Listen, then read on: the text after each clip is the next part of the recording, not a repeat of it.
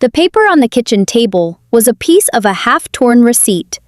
It said, "We're traveling for 5 days, Mom. Good luck." Not even a happy birthday. My name is Martha. I turned 72 that very morning. I am a widow and a watchmaker by trade. What Frank didn't know was that I had spent years counting the seconds for him to make a mistake. The silence in a house that's usually full of people has a heavy texture, almost thick. It isn't a silence that brings peace, but one that buzzes in your ears, loaded with everything that goes unsaid. I woke up at 6 a.m., just like I have for the last 5 decades of my life. My body doesn't need an alarm clock anymore. It has its own internal mechanism. A mainspring that tightens with the first light of dawn filtering through the thin curtains of the maid's quarters. That was my room, now the maid's quarters. Opening my eyes, I stared up at the peeling ceiling. I waited to hear the heavy footsteps of my son Frank on the floor above, the neurotic tapping of my daughter-in-law Sarah's heels pacing the main hallway, or the blaring volume of the videos my grandson Max watched on his tablet from bed. But there was nothing. Just the distant hum of the refrigerator and the occasional creak of the wood in this old house. A house that my late husband Arthur and I bought with the sweat of our brows back in '78. I got up slowly. My knees don't forgive sudden movements anymore. I put on my gray wool robe, slipped into my worn-out slippers, and opened my bedroom door. The hallway was pitch black. I walked toward the kitchen, dragging my feet a little over the cold tiles. When I turned on the fluorescent light, the sterile glare of the stainless steel appliances Sarah had insisted on buying hurt my eyes. Everything was immaculate. There wasn't a single coffee mug in the sink, not a breadcrumb on the counter. The chairs were perfectly aligned. That was when I saw the piece of paper. It was right in the center of the breakfast table, pinned down by the salt shaker so it wouldn't blow away in a draft. I stepped closer, picked it up, and read my son's rushed handwriting. "We're traveling for 5 days, Mom. Good luck." I read the note 3 times. I didn't feel like crying. At 72, I've learned that tears are a waste of fluids and energy when you're dealing with someone else's stupidity. What I felt was absolute clarity, cold and metallic. I analyzed the words. We're traveling, plural, the 3 of them. 5 days taking advantage of the long weekend, probably, to that coastal resort Sarah had been talking about for weeks, whining about how desperately she needed a break from the stress of running a home. And then that last word. Good luck. Luck for what? To not starve to death with an empty fridge? Because I knew, without even opening it, that they hadn't bothered to buy groceries. I walked over and pulled the handle. Half a carton of milk, a dried-up half lemon, and a jar of mustard. That was it. They knew exactly what day it was. Just 2 nights ago over dinner, I had asked Frank if we could get something to eat together for my birthday. Without looking up from his phone, he answered in that condescending tone he reserves just for me. "Sure, Mom. We'll pick something up and eat here. Don't worry." A lie. They were already packing their bags. They had already planned to leave while I slept, sneaking out like thieves in my own house, leaving me behind on the one day a family is supposed to celebrate that you're still alive. They did it on purpose. It was a power play, a way of telling me without words that I simply didn't matter enough to alter their vacation plans. I closed the fridge gently. I didn't slam it. Explosive rage is for amateurs. Silent indignation is for those who plan to win the war. I went to the pantry, reached behind some old tin cans, and pulled out a small white cardboard box. Yesterday afternoon, sensing that Frank's promises were worth about as much as thin air, I walked 6 blocks to the neighborhood bakery and bought myself a lemon tart. A small cake for one. I hid it there because if Sarah had seen it in the fridge, she would have thrown it in the trash, putting on that face of fake medical concern she loves to wear so much. Martha sugar is poison for your joints. I'm telling you this for your own good. Everything they had taken from me over the last 5 years had always been for my own good. I placed the tart on the table, right next to my son's miserable note. I rummaged through the silverware drawer. I found a lone candle left over from one of Max's birthdays and pushed it into the center of the lemon glaze. I grabbed a box of matches, lit the wick, and sat down in the chair. I just stared at the little flickering flame. Contempt doesn't crash in all at once. It's like dust in the gears. It builds up in absolute silence until it stops the whole machine. I watched the wax melt, slowly dripping onto the bright yellow of the cake. My mind drifted back 5 years to the day we buried Arthur. My husband was a good man. Hardworking, honest, but with a very old-fashioned view of the world. When he died, the house suddenly felt massive. I could feel the emptiness in every corner. Frank, who always had a real talent for disguising his greed as filial concern, came to see me a week after the funeral. He had a folder tucked under his arm and a rehearsed expression of sheer gravity. "Mom, you can't stay alone in a house this big. It's dangerous. Sarah and I have talked, and we think the best thing is for us to move in here with you, to take care of you, so you don't lack anything. Besides, with the economy the way it is, it helps us save on our apartment rent, and we can use that money to keep up this property." I was mourning. I was vulnerable, exhausted. I said yes. It was the biggest miscalculation of my life. The invasion was gradual, methodical, ruthless. First, it was the common areas. The antique furniture Arthur and I bought from dealers was replaced by minimalist couches and glass tables because, according to Sarah, my things smelled old. I didn't protest. I figured it was the price of not being alone. Then came the assault on my privacy. One day, Frank suggested that walking up and down the main stairs was bad for my knees. "You should move to the maid's quarters on the ground floor, Mom. It's safer for you. And that way, we can take the master bedroom and have more room for Max's things." They moved me out of the bedroom I had shared with my husband for 40 years. They stuffed me into a room with zero cross-ventilation, barely big enough for a twin bed and a narrow closet. But the final blow, the one that taught me exactly who they were, happened 2 years ago, and it had to do with my work. I am a watchmaker. It's not a hobby, it's my trade. I learned it from my father when I was a little girl. While other girls played with dolls, I took apart broken pocket watches and put them back together.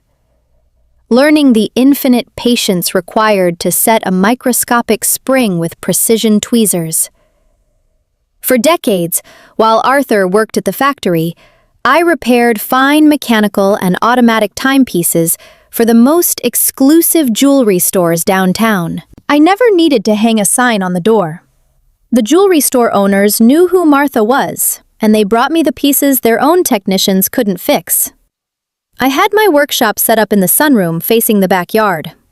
It was a space flooded with natural light, absolutely essential so I wouldn't strain my eyes, where I kept my tools, my special oils, my miniature lathes.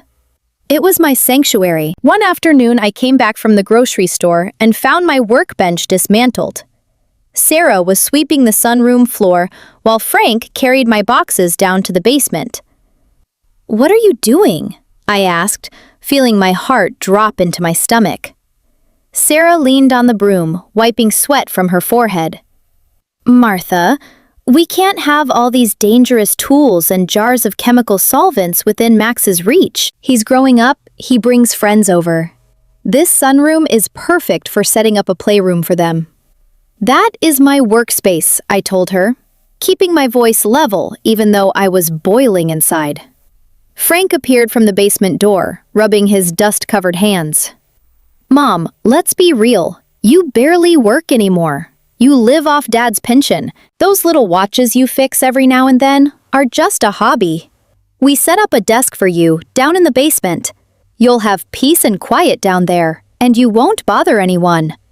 Sarah chimed in with the comment that would become her favorite catchphrase for the rest of my days in that house. "Besides, Martha, face it, you're out of sync. You're too slow to pick up your things. The world moves at a different speed now. You're living in the past. Out of sync. That was the word she used. Out of phase. Obsolete." I didn't argue. I didn't yell. I watched them carry 40 years of my professional life down into a damp basement where natural light was nothing but a memory. I swallowed the humiliation. I let them think they had won, and I followed them down to make sure they didn't break anything. What neither Frank nor Sarah, nor even my late Arthur knew was that those little watches I fixed as a hobby had generated an income far, far greater than the factory pension. Money I never touched for household expenses because Arthur was a proud man who insisted on being the primary provider. Money I had deposited over the decades into financial instruments in my own name, managed with absolute discretion. Frank thought he owned everything because when Arthur died, the will named him the executor of his father's estate. Frank automatically assumed the house and the joint accounts were all that existed. I never corrected him. I let him pay the light and water bills. I let him strut around the house like the great feudal lord. I let them treat me like a financial burden. I blew out the candle on my lemon tart. The thin trail of gray smoke drifted up toward the fluorescent light and vanished. I cut a small piece, brought it to my mouth, and savored the tartness of the lemon mixed with the sweetness of the sugar. It was delicious. I ate it slowly, chewing every bite in the absolute silence of the kitchen. I finished my slice. I picked up the plate and left it in the sink. I didn't wash it. I walked over to the basement door. I unlocked it, turned on the bare bulb hanging from the ceiling, and walked down the wooden steps that creaked under my weight. The smell of dampness and confinement greeted me, mixed with the metallic scent of brass and watchmaker's oil. I walked over to my workbench shoved against the stone wall.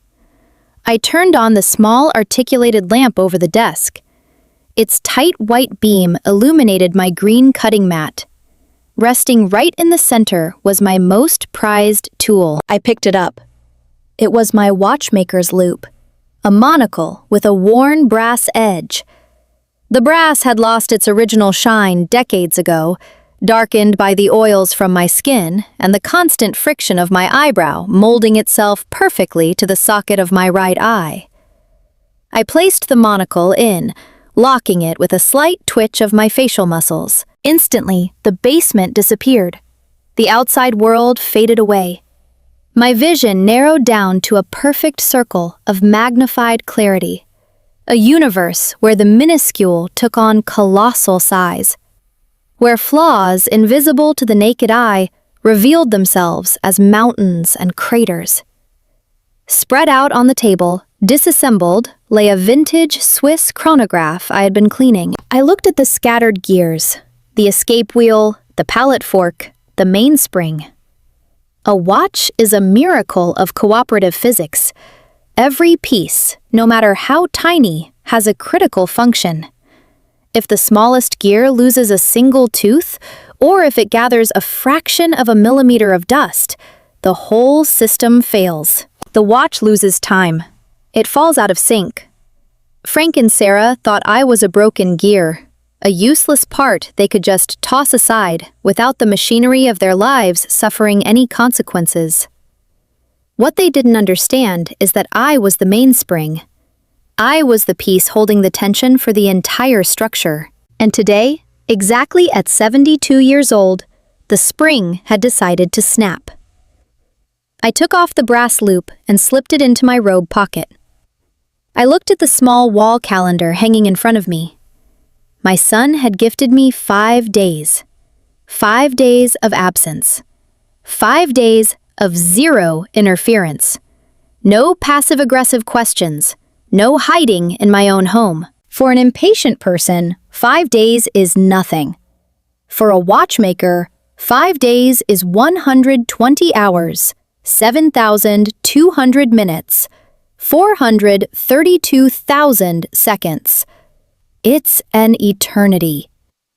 It is more than enough time to dismantle an entire life, clean out the rotten parts, and reassemble the mechanism inside a brand new case. I turned off the basement light and walked back up the stairs. This time, my knees didn't ache. There was purpose in every step I took. I went straight to what was now Frank and Sarah's bedroom, my old bedroom. The door was closed but not locked. I walked in. The smell of my daughter-in-law's expensive perfume and cheap aftershave flooded the room. The bed was unmade, clothes thrown over the chair. They hadn't even bothered to tidy up before leaving on vacation. I walked toward the massive walk-in closet Arthur had built with his own 2 hands. I didn't touch anything of value. I didn't care about her designer jewelry or Frank's vulgar smartwatches. I knelt down with some difficulty by the base of the built-in wardrobe in the darkest corner. Right there. Under a false wooden floorboard Arthur had installed to hide his important documents, and that Frank never discovered because he was too busy looking at his own bank accounts. There was a hollow space. I reached in and pulled out a brown leather folder, flat and discreet. I opened it on my son's tangled bed. Inside were the documents that proved who I really was. The deed to the house, yes, which was under joint marital ownership, but also other, much more interesting papers. Passbooks, certificates of deposit, and the records of a private account that had been fattening up since 1985, fed by every luxury watch I saved from ruin. I closed the folder and pressed it against my chest. I went to the nightstand, where the house landline sat, a device only I used anymore. I picked up the receiver and dialed a number I knew by heart. I waited 3 rings. Isaac Montgomery's office. Good morning. A female voice answered. This is Martha. Put Isaac on, please. There was a brief pause, then the deep, raspy voice of my lawyer, a man from my generation, an old friend of Arthur's, but whose professional and personal loyalty had always been with me since the day I asked him to structure my finances without my family knowing. Martha, my dear, happy birthday, Isaac said warmly. What did they get you this year? Did they finally take you to that restaurant you wanted? I looked at my son's unmade bed. They gifted me time, Isaac, I answered, my voice steady and firm. They gave me 5 days of an empty house. They just left on a trip and left me a note on the table. There was a heavy silence on the other end of the line. Isaac knew the situation in my house perfectly. He had spent years listening to me, advising me to act, to put them in their place, to claim what was mine. And I always asked him for patience. I told him things had to fall under their own weight. I understand, Isaac said, and his tone shifted, becoming entirely sharp and professional. Does this mean it's time? It's time. The watch can't take any more winding. All right, what do you need? I need to see you in an hour at your office, have all the paperwork we reviewed in December ready, and call my bank branch manager. Tell him I'm heading there today to get the transfers and cashier's checks we talked about ready. I'll have it all ready, Martha. I'll be waiting for you. I hung up the phone. I went to my tiny maid's room. I pulled a small suitcase from under the bed, a simple black canvas carry-on. I started packing clothes. 3 full changes, underwear, my most comfortable shoes, my toiletry bag with my meds. I wasn't packing for a vacation. I was packing to never come back. Then I went down to the basement one last time, grabbed a padded metal box, and packed my essential tools, my anti-magnetic titanium tweezers, my precision screwdrivers, my oils, and my brass loop, which I carefully tucked into the inside pocket of my wool coat. The heavy tools and the lathes would stay behind. I'd buy new ones. I had more than enough money to buy the entire factory if I wanted to. I zipped up the suitcase, put on my coat, and walked down the hall toward the front door. I stopped for a second in front of the full-length mirror in the foyer. I saw a 72-year-old woman with completely white hair pulled back into a severe bun, her face lined by time, but with her back straight. There was no fragility in the image the glass threw back at me. There was only ice-cold determination. I walked through the kitchen one last time. Frank's note was still there, pinned under the salt shaker. "We're traveling for 5 days, Mom. Good luck." I reached into my pocket, pulled out a pen, and right below his rushed handwriting, I wrote in my own firm, clear script. I grabbed my suitcase by the retractable handle, opened the front door, and stepped out onto the street. The morning air was crisp. The sun was shining high and strong. I pulled the door shut behind me, listening to the metallic click of the lock engaging. It was my birthday, and I was going to the bank. The sound of the small plastic wheels of my suitcase rolling over the sidewalk tiles sounded like an amplified second hand. Clack, clack, clack. It was a steady, methodical rhythm keeping me company as I walked toward the main avenue. The morning air still held that cold edge that wakes up your senses, a total contrast to the stale, oppressive atmosphere I had just left behind in that house. At 72, walking while dragging luggage should have cost me a bit of breath, but the truth is, my lungs felt cleaner than they had in half a decade. I raised my hand, and a yellow cab pulled up to the curb. The driver, a young guy with deep bags under his eyes and music playing low, hurried out to help me with my bag. "Good morning, ma'am. Downtown?" he asked, closing the trunk softly. "To the main branch of Commerce Bank, please. The one across from the old square," I replied, settling into the back seat. The ride barely took 20 minutes, but for me, it felt like crossing an invisible border. I watched through the window as the city woke up. The metal grates of the shops rolling up, people rushing by with paper coffee cups, buses roaring at the corners. Everyone trapped in the machinery of the day-to-day, racing against the clock. I, on the other hand, felt that I had finally taken control of the hands of time. Patience isn't simply knowing how to wait with your arms crossed. It's knowing exactly what to do in silence while everyone else assumes you've given up.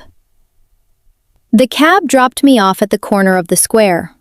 The bank building was an imposing structure of gray stone and thick columns, a 1950s design built to project solidity. I pushed through the heavy glass door, and the air conditioning greeted me with its icy breath. The interior was a steady murmur of hushed voices and the clatter of keyboards. I ignored the line for the regular teller windows and walked straight down the side hallway, the one with the wooden doors and frosted glass panels. The receptionist at the front, a woman in an impeccable suit, looked up from her monitor. "Good morning, ma'am. Do you have an appointment?" "Tell Robert Castle that Martha is here. He's expecting me," I said, resting both hands on the counter.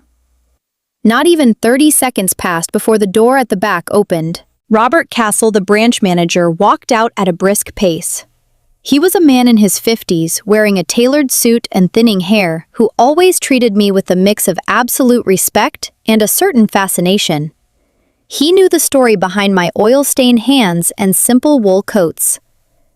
"Martha, what a pleasure to see you. Please come in. Happy birthday," he said, offering his arm to guide me into his office. I sat down in the leather chair across from his desk. Robert closed the door, sealing off the noise from the main lobby. He poured 2 glasses of water with a steady hand and sat across from me, intertwining his fingers over the mahogany desk. Isaac Montgomery called me half an hour ago. Robert began dropping his voice to a confidential whisper. He told me you were coming to make a major move. I have your files ready. I nodded slowly. I pulled the brown leather folder I had rescued from the back of my son's closet out of my bag. I opened it and slid the old passbooks and the most recent account statements across the desk. I want to close everything, Robert. Every account, every fund, every certificate of deposit under my name in this institution. I want the total balance in a cashier's check made out to me, and I want it issued today. Robert looked at the papers, and then looked at me.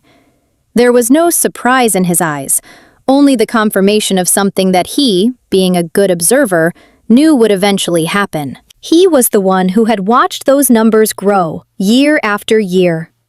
He knew that every dime in there came from the luxury watches I took apart and put back together in the dead of night while my family slept. He knew about the 1940 Patek Philippe I saved from corrosion, about the Rolex Daytona I restored piece by piece for a foreign collector. Frank thought my income was some grandma myth pocket change to buy needles and thread. Martha, we're talking about $480,000 at today's rate. It's your life's work, Robert said, tapping the edge of the passbook with his fingertip. If we issue a check for that amount, it needs to have a secure destination immediately. I don't want you walking the streets with a document like that in your purse. The destination is arranged. Isaac has already opened an account in my name at a private firm that doesn't have public branches. No one in my family knows that institution exists, let alone that I'm a client. You just print the check. When a watch rusts from the inside, you can't just wipe the outside with a rag to make it shine. You have to dismantle it piece by piece. Soak the gears in solvent, scrape off the accumulated grime, and throw out the parts that no longer work. That was exactly what I was doing with my assets. I was pulling my hard work out of the rotten casing that was my family dynamic. Robert nodded without asking any more questions. He typed on his computer for a few minutes that ticked by in a comfortable silence. The hum of the laser printer broke the quiet. Robert took the security paper, signed it with a sharp stroke, stamped it twice, and handed it to me inside a thick, dark blue envelope. I took the envelope. It weighed less than a feather, but it held 40 years of my tired eyes, my steady pulse, my silence at the dinner table while Frank and Sarah bragged about their petty corporate milestones. I tucked it into the inside pocket of my coat, right next to my watchmaker's loop. Thank you, Robert, for all these years of discretion, I told him, standing up. The honor has been mine, Martha.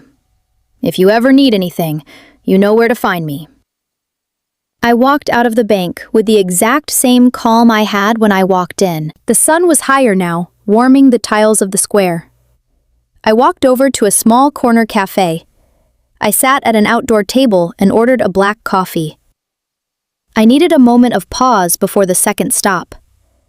I was taking my first sip when my cell phone, an old, big-buttoned brick Frank had bought me for emergencies, started vibrating on the metal table. I looked at the screen. It said, Sun. I put the cup back on its saucer. I took a deep breath. My heart didn't race. I pressed the green button and brought the device to my ear. Hello, I said in my usual neutral tone. Mom, you finally pick up! I've been calling you for 10 minutes! Frank's voice sounded irritated, backed by the static rush of wind hitting the window of a moving car. We're on the highway. The traffic getting out of the city was awful. I was busy, Frank. What is it? Nothing. I just wanted to let you know about a couple of things I forgot in the rush this morning. Not even a happy birthday, Mom. Sorry for leaving like that. His mind operated on a track completely detached from empathy. I heard Sarah's voice in the background, shrill and whiny. "Tell her about the plumber, Frank. Make sure she doesn't forget." "Right that," my son continued. "Mom, the plumber is coming at 11 to check the drain in the upstairs bathroom, the one in our room. You need to listen for the doorbell to let him in. Don't go to the bakery around then, and don't lock yourself in the basement with your stuff. Please." I took a slow sip of my coffee. The dark liquid warmed my throat. "The plumber. Got it. And one more thing," he added, using that condescending tone he deployed when he felt he was doing me a favor by assigning me chores. "If you have time this afternoon, sweep up the dead leaves in the backyard. Sarah says if it rains, the drains are going to clog, and we don't want to come back from our vacation to clean up a disaster." Audacity is a kind of willful blindness. Frank couldn't see the woman on the other end of the line. He saw an unpaid maid, a guardian of his comforts, who didn't even deserve a slice of cake on her special day. "Don't worry about the disaster, Frank," I replied, pronouncing every single word with crystal clarity. "I assure you, the house is going to be left in the exact state it's supposed to be in." "Perfect. Anyway, I gotta go. I'm passing a truck. We'll buy you a keychain or something at the beach for your birthday. Good luck." The call dropped. I stared at the phone for a second before putting it away in my purse. Good luck. There was that word again. Mediocre people always attribute to luck what meticulous people build with strategy. I left a bill under the coffee cup, grabbed my suitcase, and got back on my way. Isaac Montgomery's office was just 3 blocks away. It was an old building, one of the few that still kept metal grate elevators and solid oak doors. I went up to the 3rd floor. The hallway smelled of floor wax and stale tobacco. I pushed open the frosted glass door that read Montgomery and Associates in gold lettering. The secretary waved me right through. Isaac was standing by the window of his office, looking down at the street. When I walked in, he turned around. He was a tall man with broad shoulders just beginning to stoop with age, a gray mustache, and sharp eyes that didn't miss a detail. He walked over, took me by the shoulders, and kissed my cheek. 72 years old, Martha, and you look more put together than half my 40-year-old clients, he said, offering me the leather armchair across from his desk, which was cluttered with yellow folders. "I don't have time to look fragile, Isaac. Do you have what I asked for?" Isaac sat down heavily in his swivel chair, clasped his hands together, and nodded. "I have everything. But before you sign anything, I want you to fully understand what we're doing, Martha. I know you know the situation, but it's my duty to say it out loud." "I'm listening." Isaac pulled a thick document from one of the folders. It was a certified copy of the deed to my house. When Arthur died, Frank assumed control because Arthur had signed a general power of attorney over to him a year prior when he started feeling sick. That power of attorney allowed your son to pay taxes, handle city permits, and manage the checking account where the pension was deposited. Frank, in his infinite ignorance and arrogance, confused managing with inheriting. Isaac paused, tapping the paper with his index finger. This house was bought under a marital property regime, where you and Arthur were equal owners. But Arthur's was the one I drafted, and that Frank never wanted to read in full because legal jargon bored him, had a very clear clause. Upon his death, his half automatically transferred to you. You are the 100% owner of the property, Martha. Frank doesn't have a single brick in his name. Legally speaking, he is your guest. A very overextended guest. I nodded. I knew. Arthur and I had set it up that way to protect me. What we never imagined was that the threat would come from our own son. "And the power of attorney Frank has?" I hinted. is just useless paper. If you decide it is, Isaac finished, it's revoked with a single signature from you. The moment you sign your name on this document right here, Frank loses any legal authority over the house, over the bills, over everything. I want to sign it right now. Isaac slid the document toward me and offered me his fountain pen. I took the pen. The cold metal felt heavy and right in my hand. I signed with confident strokes. My pulse didn't shake. It was the exact same steadiness I used to drop a microscopic gear onto its pivot. Done, Isaac said, pulling the paper back. Now for the next step. You have 5 days before they come back. What do you want to do with the house? Do you want me to start a formal eviction process? It takes time, but it's safe. I shook my head. A formal process meant notices, shouting matches at the door, Sarah throwing a fit for the whole neighborhood to see, and Frank using my grandson Max as an emotional shield. I wasn't going to give them that stage. I am not going to fight in court for a house that is already mine, Isaac. I'm taking my space back today. I want you to hire a moving company you trust. One of those that packs everything fast and doesn't ask questions. And I need a locksmith. Isaac raised an eyebrow, a half smile peeking out from under his mustache. Are you going to leave them on the street? I'm not a monster, Isaac. I'm a fair woman. Tell the movers to pack absolutely all of Frank's, Sarah's, and the boys' belongings. Their clothes, their minimalist furniture, his toys, their TVs, everything they bought. Make sure they don't touch a single piece of my antique furniture or my tools in the basement. I want them to take all their boxes to a rental storage unit on the outskirts of the city. Pay for the first month's rent in advance. Let them have 30 days to figure out where to put their stuff. And you're going to stay in the house alone? No. The house is contaminated with their arrogance. It's going to take a while to air out. I'm going to a downtown hotel, a nice one. The suitcase I have with me has what I need. The house will stay locked up, empty, secure.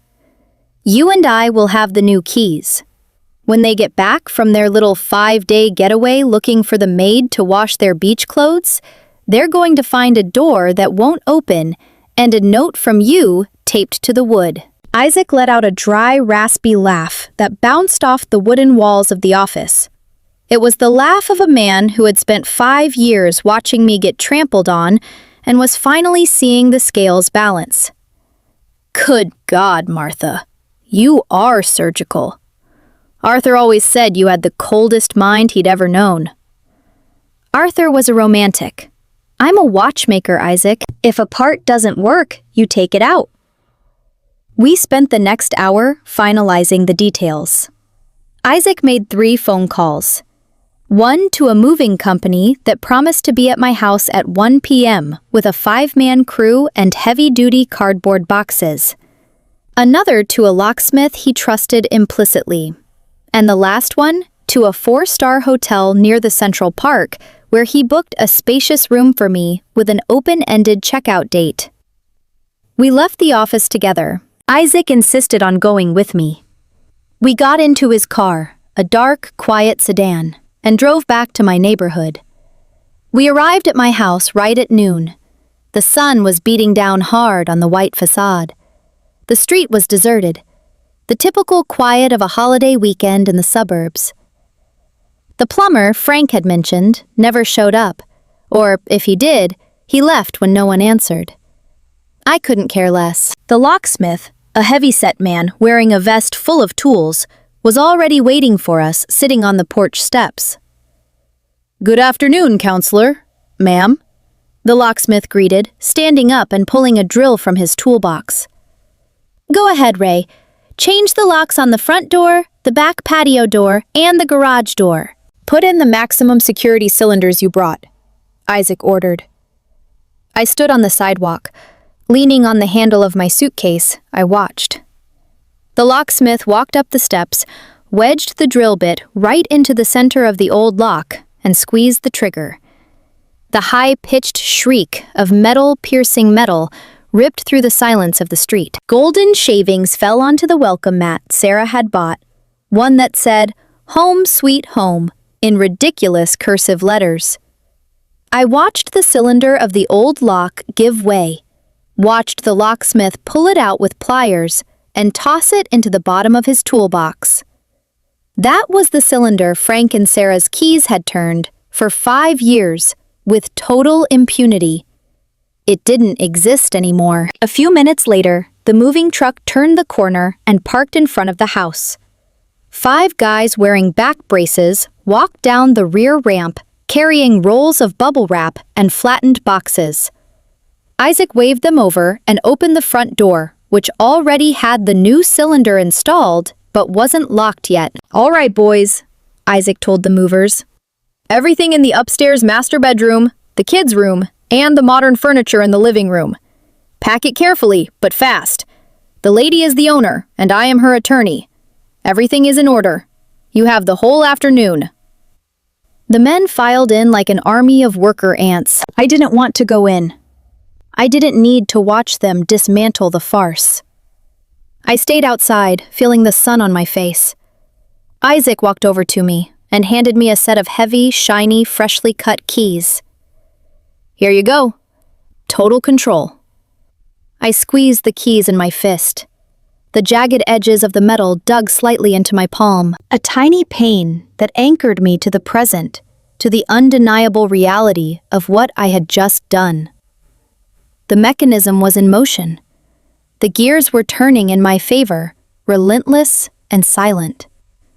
Right now, Frank and Sarah were probably lying on some beach towel, drinking something cold, complaining about the price of seafood, and believing the world belonged to them. They didn't have the slightest clue that their world had just been taken apart and packed into cardboard boxes.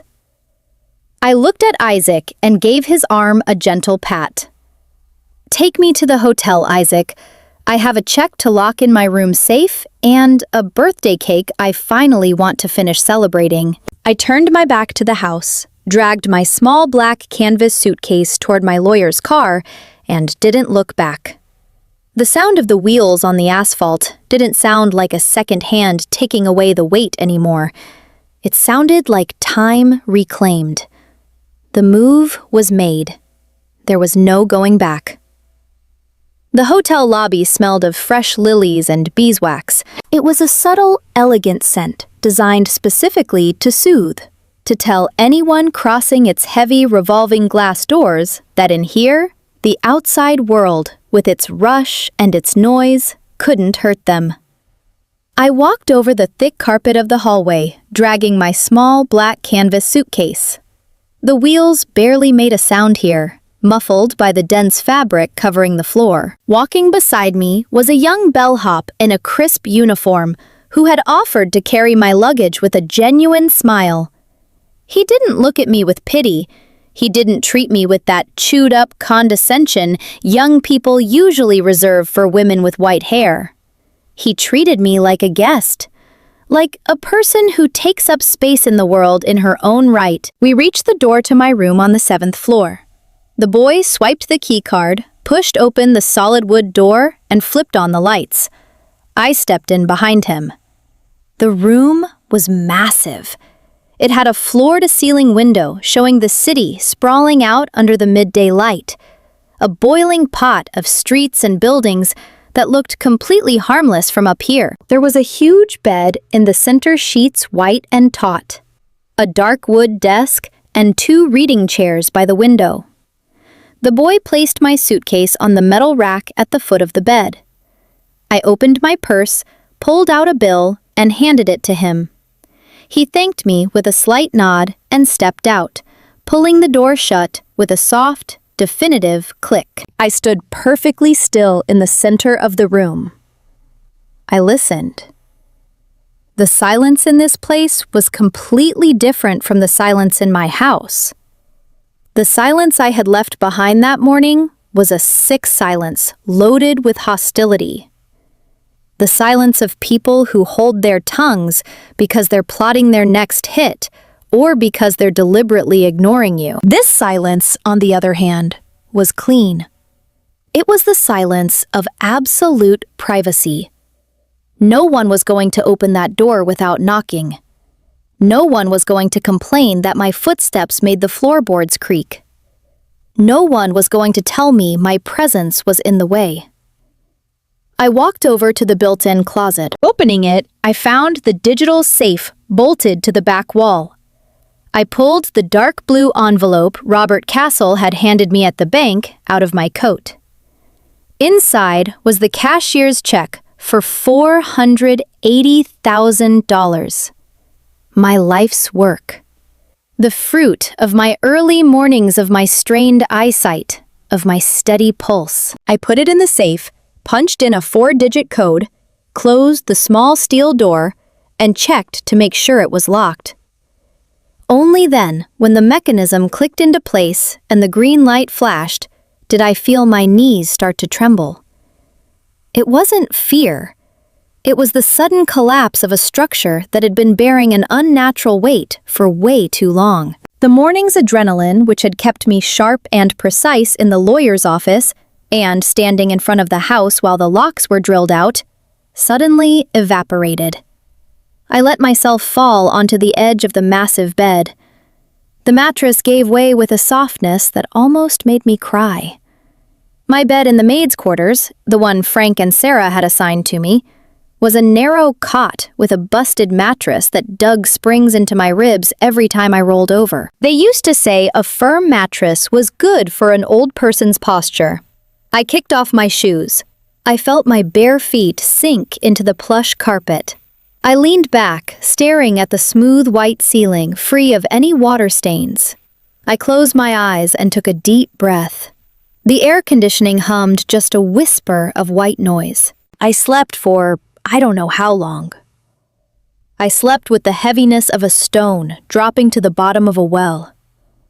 Dreamless, motionless, without keeping one ear glued to the door, waiting to hear my grandson crying or my daughter-in-law screaming. When I woke up, the light coming through the window wasn't golden anymore. It was a deep blue. Night had fallen. The entire city was lit up. I sat up in bed, feeling a strange lightness in my neck. I turned on the nightstand lamp and reached for the room service menu resting on the table. I opened it. For the last 5 years, my diet had been dictated by Sarah. She controlled the kitchen with an iron fist and a hypocrisy disguised as medical concern. "Martha, red meat inflames your joints," she would say, serving me a tiny portion of unsalted boiled chicken, while Frank sliced into a juicy steak right in front of me. "Martha, wine is terrible for your blood pressure," she would decree, pulling the bottle off the table, even though my blood pressure had always been perfect, and she was the one downing 3 glasses a night just to tolerate her own husband. I picked up the phone and dialed the hotel restaurant. "Good evening. I'd like to order dinner for room 704, I said, my voice steady. "I want a steak medium rare with roasted potatoes and a lot of butter, and a glass of red wine. The best you pour by the glass. Actually, no, bring me the whole bottle. And for dessert, a slice of chocolate cake." I hung up. Half an hour later, a waiter wheeled a room service cart with white linens and silver cutlery into my room. He set it up right by the window. He lifted the cloches, letting the aromatic steam of the freshly cooked meat escape, uncorked the wine, and discreetly stepped out. I sat at the table. I cut the first piece of steak. The juices bled into the potatoes. I brought it to my mouth. The taste of salt, fat, iron, of pure life flooded my palate. I took a sip of wine. The dark, heavy liquid slid down my throat, warming my chest. I ate slowly, watching the headlights on the avenue flowing like a river of red and white diamonds. I finished my dinner, laid my silverware on the empty plate, and reached into my coat pocket. I pulled out my watchmaker's loop, the little worn brass monocle that molded perfectly to my right eye. I popped it in. I looked at the city through the magnifying glass. Everything went blurry except for what was exactly 1 inch from my face. The loop isn't made for looking into the distance. It's made to see the microscopic details of what is right in front of you. To examine the hairline fractures that go unnoticed by the naked eye. With the loop in place, my mind traveled back 7 years. Arthur was still alive, though his lungs already demanded he be hooked up to an oxygen machine for most of the day. We were in our bedroom, the master suite Sarah would later steal from me. It was a cold, gray November afternoon. Arthur was sitting in his wingback chair, looking out the window, his breathing a rhythmic wheeze. I was sitting at the foot of the bed, folding laundry. That afternoon, Isaac Montgomery had come to the house. They had been locked in Arthur's home office for an hour. When Isaac left, Arthur called me over.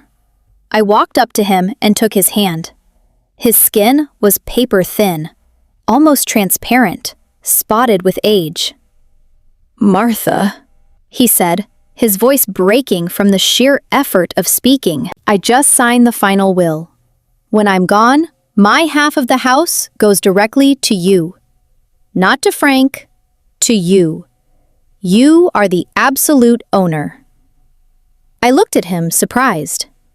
Arthur had always been a traditional man, the kind who believed the male heir should inherit control of the estate to take care of the widow. "Why, Arthur Frank is going to be deeply offended," I replied. Arthur squeezed my hand with a strength I didn't think he had left. His eyes, surrounded by dark wrinkles, stared at me with terrifying clarity. "Because our son is a coward, Martha." Arthur said every single word, costing him a tremendous effort. And cowards, when they feel they have power, turn into tyrants. I raised him. I forgave all his debts. I covered up all his failures. When he stole money from the factory register to pay for his stupid mistakes in his 20s, I covered for him. I thought I was protecting him, but I was just rotting him from the inside out. If I leave him half this house, he's going to back you into a corner. He's going to suffocate you until you hand over what's yours. Don't trust him. I'm begging you, protect yourself from our own blood. That was the last moment of true honesty I shared with my husband, before the disease shut down his mind. Arthur knew exactly what kind of monster we had raised. His will wasn't an act of administration. It was a confession of guilt. It was his way of begging for my forgiveness from the grave, for having left me at the mercy of a selfish boy. I took the loop out of my eye and set it down on the hotel's white tablecloth. For the 5 years that followed Arthur's death, I had refused to accept his warning. I thought my husband in his dying agony had exaggerated. I thought a mother's love could smooth out the rough edges of Frank's character. That if I compromised, if I let him manage the checking accounts, if I welcomed Sarah into my home, gratitude would eventually soften them. I acted like an amateur watchmaker, believing that a warped gear can be bent back into shape with just patience and goodwill. But warped gears don't straighten out. If you leave them inside the machinery, they end up destroying the healthy parts around them. I turned off the room light and went to sleep for the second time that day. The next 3 days went by in a routine I invented for myself. A routine of absolute freedom that gave me vertigo at first and then became as natural as breathing. On the morning of the second day, I left the hotel and took a cab to an address Isaac had given me. It wasn't a traditional bank. It was a discreet office on the 20th floor of a glass building in the financial district. A woman my age, wearing a dark suit and possessing exquisite manners, welcomed me. There were no lines, no incomprehensible forms. Isaac had already paved the way. I handed over the cashier's check, signed 3 documents, and in less than half an hour, my $480,000 was deposited into a private investment fund. exclusively in my name, shielded by confidentiality clauses that not even an army of lawyers hired by Frank could pierce. Your wealth is planted on solid ground, Martha, the woman told me, handing me a sleek black card. No one, absolutely no one, can touch this without your physical presence and your signature. I walked out of there, feeling like I was floating 4 inches off the sidewalk. On the third day, I went to a shopping mall. I walked into the stores I used to stare at from the outside whenever I tagged along on Sarah's exorbitant shopping sprees. I bought myself new clothes. 2 fine linen blouses, a pair of soft leather shoes that didn't pinch my arches, a cream-colored coat that made me look radiant, and a beautifully crafted handbag. I paid for it all with my new card. I didn't feel a single drop of remorse. The money I had earned cleaning the dials of Swiss watches under a fluorescent light while my family slept was now dressing me in dignity. That same afternoon, while sipping tea on a cafe terrace, my old phone buzzed at the bottom of my brand new bag. I pulled it out. It was a string of text messages from Frank. Mom, we went out for seafood. Super expensive, but Sarah needed to relax. Remember to sweep the backyard. They say it's going to rain over there tomorrow. Max got sunburned. He's being unbearable. Good thing you didn't come. You would have gotten too tired. Good luck. I read the texts while taking a sip of my chamomile tea. The disconnect between the reality Frank thought he was ruling and the reality I had already executed was almost comical. He pictured me in the old house, sweating with a broom on the patio, babysitting dead leaves so his drains wouldn't clog. Silently grateful they hadn't dragged me on the trip so I wouldn't get tired. I typed a short reply. The patio is clean. Enjoy the sun. I hit send and put the phone away. It wasn't a lie. The patio was clean. The entire house was wiped clean of them. The 4th day was the strangest of all. In the afternoon, Isaac picked me up from the hotel in his dark car. He didn't say where we were going, but I knew. We drove for half an hour toward the outskirts of the city, leaving the high-rises behind and entering an industrial zone full of metal warehouses and dusty roads. Isaac stopped the car in front of a massive self-storage facility, surrounded by a chain-link fence. We got out. Isaac spoke to the security guard, showed him a piece of paper, and the gate lifted for us. We walked down a long concrete corridor, flanked by rolling orange metal doors. We stopped in front of number 405. Isaac took out a key, unlocked the heavy padlock, and yanked the handle up. The metal door rolled up with a crash that echoed down the empty hall. I stood on the threshold, looking inside. The unit was huge, the size of a 2-car garage, and it was packed to the ceiling.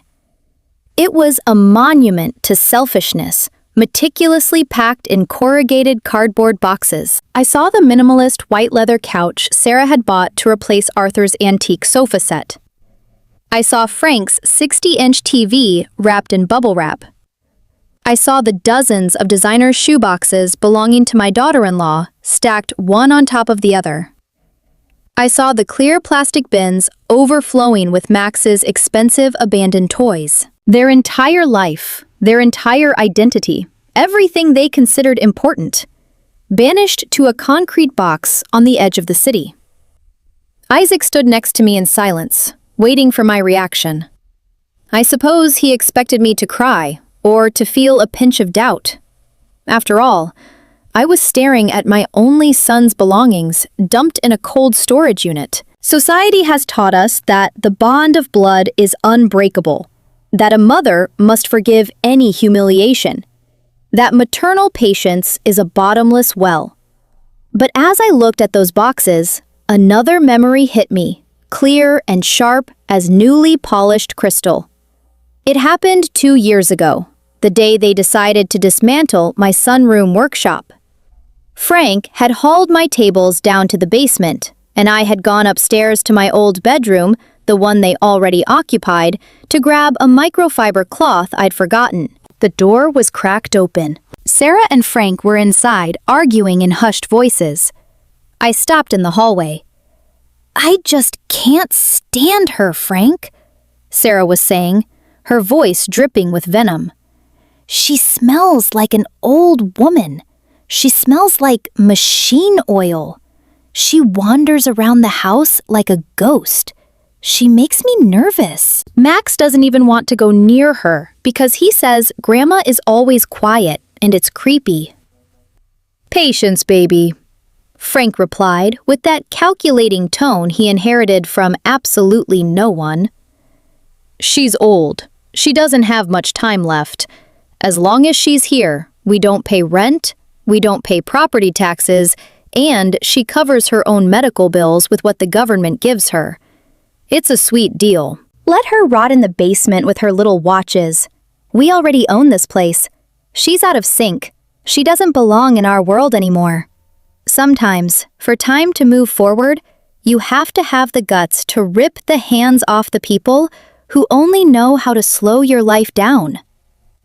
Right then, standing in the hallway of my own home, something inside me broke cleanly. It wasn't a painful tear. It was a mechanical snap, like when a watch's mainspring gives out from too much tension. From that exact second, Frank stopped being my son. He became a hostile tenant, a parasite I would tolerate only until I had the strength and the strategy to extract him without causing damage to myself. Guilt is a slow poison you drink every day, naively hoping the other person is the one who dies. And I refused to die poisoned by the memory of a son who only existed in my imagination. Standing in front of storage unit 405, I looked at Isaac. "The movers did a good job," I said, my voice completely level. Isaac looked at me, stunned by my coldness, and then he smiled, a smile of deep respect. "Everything is inventoried, Martha. The first month's rent is paid in your name. They have 30 days to get their stuff out of here. If they don't, the storage company has the right to auction the contents." "That's their problem now," I replied. "Close the door, Isaac. It's getting cold." Isaac pulled the metal door down. The crash echoed again. He snapped the padlock shut, handed me the key, and we walked back to the car. The drive back to the hotel was spent in a comfortable silence. The mechanism was already calibrated. The old pieces had been removed, cleaned, and stored. Now all that was left was to wind the watch and let time do its work. And that time arrived on the morning of the 5th day. I woke up early in my hotel bed. The sun was beating down hard on the city. I ordered a light breakfast. I took a hot shower without anyone banging on the door demanding I hurry up, and I got dressed in my new clothes. I sat in the armchair by the window with a cup of coffee in my hand and waited. At 11 a.m., my old phone resting on the bed rang with a sharp, shrill tone. It wasn't a text. It was a call. I walked over to the bed and looked at the screen. The word "son" was flashing hysterically. I didn't answer right away. I let it ring. 1, 2, 3, 4 rings. The call dropped. Silence returned to the room for a second, but immediately the device started vibrating again, inching across the white bedspread from the sheer insistence. I knew exactly what was happening at that precise moment. I pictured them pulling up to our street in their car, exhausted from the trip, sunburned and whining. I pictured Frank getting out of the driver's seat, stretching, telling Max to grab his backpack. I pictured Sarah walking up to the front door, dragging a beach bag, digging her keys out of her purse, shoving the metal key into the old lock. I pictured the moment the key wouldn't turn. The instant of confusion, the push against the door, the discovery of the note taped to the wood on Isaac Montgomery's firm letterhead, informing them that the property had been secured by its rightful owner, and that their belongings were in an industrial storage unit 12 miles away. The phone on the bed stopped ringing. The screen went dark, but 5 seconds later, it lit up again. This time, it was Isaac's number. I picked up the phone and answered. Martha. Isaac's voice was tense, but there was an unmistakable undertone of satisfaction. Tell me, Isaac, Mrs. Carmichael, your neighbor across the street, just called me. She says Frank's car is parked in your driveway. She says Sarah is pounding on the front door with her bare fists, and Frank is screaming on the sidewalk, kicking the trash can. The show has started. Let them scream, I said, looking out the window at the city skyline. Screaming doesn't open locked doors. They're going to try to contact you, Martha. They probably already are. I looked at the old phone in my hand. I knew it was going to ring again any second. I know, Isaac. I'm ready. I hung up, sat back down in the armchair, crossed my legs, and took a sip of my coffee. The liquid was warm, sweet, perfect. Then the phone started vibrating in my lap again. It wasn't my son's name flashing this time. It was a number that wasn't saved in my contacts, but that I recognized instantly. It was Sarah's cell phone. The clock had struck the exact hour, and I, for the first time in 5 years, had all the time in the world to decide when to answer. The phone buzzed on my lap with the frantic persistence of a trapped bug. I stared at the screen. Sarah's number kept flashing, lighting up the glass with a cold glare. I let it ring until the device was just about to give up, and at the very last second, I answered. I didn't say hello. I didn't say absolutely anything. I simply brought the receiver to my ear and let the silence on my end of the line do its job. Martha! My daughter-in-law's shrill scream forced me to pull the phone slightly away. What is this insanity? We're out on the street, the key won't go in, and there's a ridiculous piece of paper taped to the door. Open the door right now. Max is crying, and it's burning hot out here. Her voice didn't have that sweet, condescending tone she used when telling me sugar was poison for my joints. It was the voice of someone who had just slammed into a brick wall at full speed and still didn't understand what the bricks were made of. The door isn't going to open, Sarah, I replied, my tone as flat and monotonous as the hum of my room's air conditioning. Because the lock is new and the house is empty. I heard a scuffle on the other end of the line, the sound of my daughter-in-law's frantic breathing, and then the deep, rushed voice of my son, who had obviously snatched the phone out of her hands. Mom, what the hell did you do? Frank roared. I could perfectly picture the vein bulging in his neck, the sweat dripping down his sunburned forehead. I've been kicking the garage door for 10 minutes. What is this note from Dad's lawyer? It says, you took our stuff out. I am the administrator of this property. Mom, I'm calling the cops right now, and you are going to be in huge trouble. I took a tiny sip of my coffee.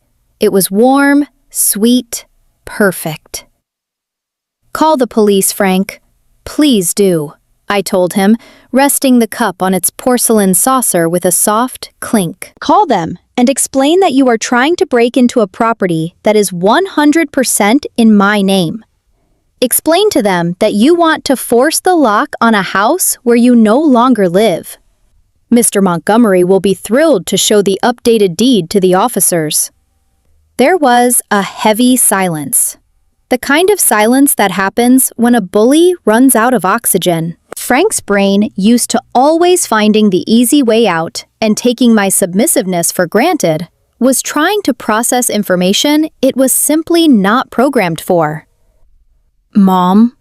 His voice dropped a couple of octaves, shifting from rage to a confusion bordering on panic. What are you talking about? Where is our stuff? Where are you? We need to talk about this face to face. This is a misunderstanding. You're confused. Confused. Another one of their favorite words.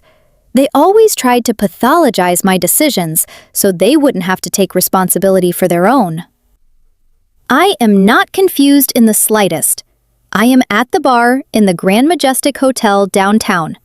You have exactly 1 hour to get here if you want the key to the place where I dumped your boxes. If you arrive in 61 minutes, I'll go up to my room, and you'll have to figure out on your own which industrial storage unit on the outskirts of the city your 60-inch TV is sleeping in. I ended the call. I didn't mash the red button in anger. I swiped it with the same gentle precision I use to snap the case back onto a freshly repaired pocket watch. I stood up from the armchair and walked over to the large, full-length mirror by the bathroom door. The woman staring back at me wasn't the hunched old lady sweeping the backyard in a frayed robe. She was wearing my new linen blouse, flawlessly pressed, and the soft leather shoes that didn't pinch. My white hair was pulled into a tight, sharp bun. I reached into the pocket of my dress pants and touched the brass edge of my watchmaker's loop. Feeling that small, cold object against my fingertips was my anchor. It was the physical proof that everything about to happen was something I had earned the hard way. I left the room and took the elevator down to the ground floor. The bar at the Grand Majestic Hotel was a space designed to drown out the miseries of the outside world. It had dim golden lighting that bounced off the mahogany wall panels and the crystal glasses behind the bar. There was jazz playing low enough to allow for conversation, but loud enough to guarantee every table its privacy. The floor was covered in a carpet so thick it swallowed the sound of footsteps. It was the exact opposite of the neighborhood circus Sarah and Frank were so used to putting on. I chose a round table in a secluded corner, near a window facing the avenue, but shielded by a large indoor plant. A waiter in a white jacket approached immediately. "Good afternoon, ma'am. What can I get for you?" "A glass of sparkling water with ice and lemon, please. And don't bring me the check until I ask for it. I'm expecting 2 people, but I don't think they'll be staying long." The waiter nodded and quietly stepped away. I sat with my back perfectly straight, resting my hands on the cold marble table. Mourning a living child is a strange, devastating process. When you bury someone, you cry for what was and what will never be. But when you decide to cut the cord with a child who breathes, walks, and talks, what you mourn is the illusion. You cry for the person you thought you raised, for the little boy who once held your hand. And you have to force yourself to look at the selfish stranger he has become, without making excuses for him. Frank had emptied my house of memories, shoved my life into a damp basement, and treated my dignity like an old rag. I had already cried for him in silence for 5 years. I didn't have any tears left. Only an absolute, ice-cold clarity. It took them 45 minutes to show up. I saw them walk through the revolving doors of the lobby, and the contrast was so brutal, I almost felt sorry for them. Almost. Frank was wearing wrinkled linen shorts and a short-sleeved shirt unbuttoned at the chest, his skin bright red from sunburn. Sarah was walking beside him, dragging her feet in beach sandals, wearing a sundress that exposed patches of badly applied sunscreen on her shoulders. They were both sweating. They both had their eyes wide open, scanning the luxurious lobby with a mix of fury and sheer disorientation. They looked like 2 castaways who had just been spit out by the ocean into the middle of a black tie gala. I raised a hand slowly. Frank spotted me and marched toward my table with heavy, aggressive strides, Sarah right on his heels. When they reached me, Frank stayed standing, planting both hands on the marble table, trying to use his size to intimidate me. His eyes were bloodshot. "What the hell is wrong with your head, Mom?" he hissed, keeping his voice down only because a couple of businessmen at the next table shot him a disapproving glare. We left Max in the car with the AC running because I didn't want him to see his grandmother having a senile breakdown. Give us the keys to the house right now. The joke is over. I pointed at the 2 empty chairs across from me. Sit down, or turn around and walk out the way you came. Your choice. Sarah let out a scoff of pure indignation. She crossed her arms over her chest and dropped into one of the chairs roughly. Frank clenched his jaw, but the authority in my voice left him no choice. He sat down heavily next to his wife. Are you sick, Martha? Sarah started shooting me a look loaded with pure poison. We leave you alone for 5 days and you lose your mind, changing the locks, throwing our stuff out? Do you have any idea how much the furniture in the living room cost? Do you know the trauma you're going to cause your grandson when we tell him his grandmother threw us out on the street like dogs? Your things aren't thrown out, Sarah, I answered, with the tone of someone explaining a math problem to a slow child. They are perfectly packed in Unit 405 at a storage facility in the South Industrial Zone. The first month is paid. You have 30 days to find a rental apartment and take them. And as for Max, the only trauma that boy has is growing up in a house where his parents teach him to despise his elders. Frank slammed his fist on the table. The ice in my glass clinked. You are not kicking us out of anywhere, Frank bellowed, though he didn't dare raise his voice over the jazz music. I am the administrator Dad gave me power of attorney. Above all, that house is as much mine as it is yours. And I'm warning you, Mom, if you don't give me those keys this instant, first thing tomorrow, I'm going to the bank. I am going to freeze the joint account where Dad's pension hits. I'm cutting you off. Let's see how you pay for this luxury hotel room and these fancy new clothes when you don't even have a dime for bread. You're going to starve to death because of your own pride. I let his words hang in the perfumed air of the bar. It was fascinating to observe the anatomy of his arrogance. Frank genuinely believed he held the winning hand. He was so blinded by his own greed that he had never bothered to look at the whole board. I opened my purse slowly, pulled out a white envelope, and slid it across the table until it stopped right in front of his sweaty hands. Open it, I ordered. Frank frowned, grabbed the envelope, ripped the flap, and pulled out the stapled pages inside. It was the certified copy Isaac had given me, the notary seals catching the light from the lamps. That is the document of absolute revocation, Frank, I said while he read. I watched as the color in his face drained from sunburned red to an ashen white. The power of attorney your father gave you was legally canceled 3 days ago. And if you had bothered to read Arthur's will 5 years ago, instead of assuming you knew everything, you would have found out that his half of the house passed directly to me. You own exactly nothing. You are a guest whose invitation has expired.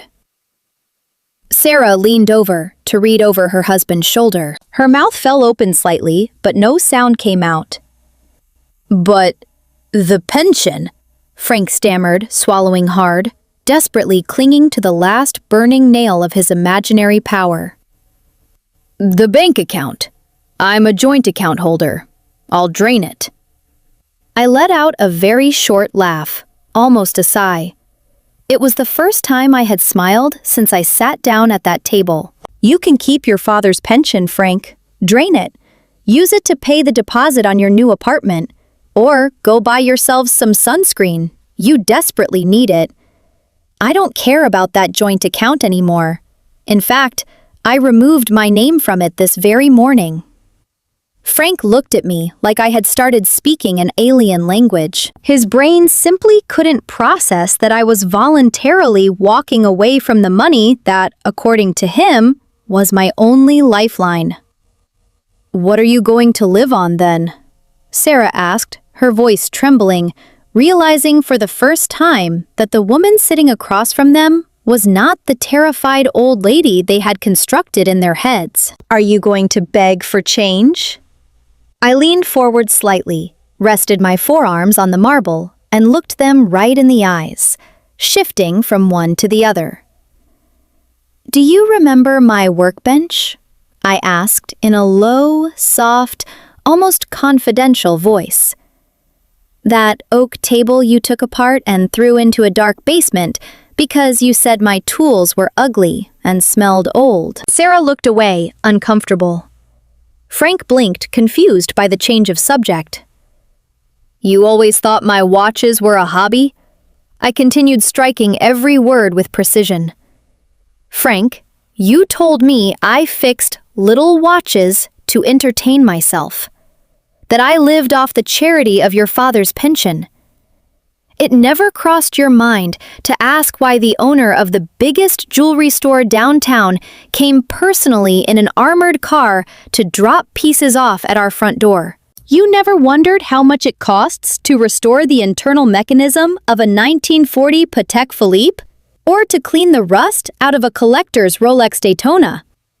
The silence at the table became absolute. Even the background jazz seemed to vanish. I worked every single day of my life, Frank, while you were stealing from the register at your dad's factory at 20 to pay off your debts. I was assembling microscopic gears until my eyes bled, while Sarah was buying minimalist furniture on credit to make me feel like I didn't belong in my own home. I was cashing checks in my name and depositing them into financial instruments that you, in your infinite ignorance, didn't even know existed.